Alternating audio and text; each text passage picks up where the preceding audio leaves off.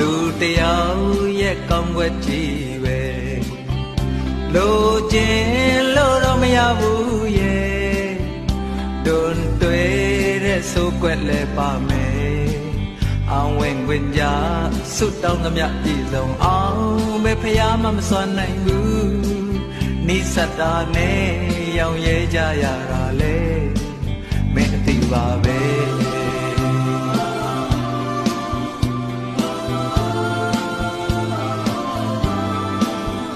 ကြောက်တိုင်းအပြစ်ကလေးတော့ရှိတယ်လူတိုင်းချွတ်ယွင်းချက်ရှိမယ်တဘာဝရဲ့သဘောတရားတစ်ခုပါပဲပုံစံတစ်ခုတည်းစွတ်တင်တွတ်နေရင်ကိုရှိရင်စွဲကုန်ရင်ပြက်စီမဲ့အရေးပြန်ငဲ့ကွက်တဲ့နာလေမင်းအတီးပါပဲ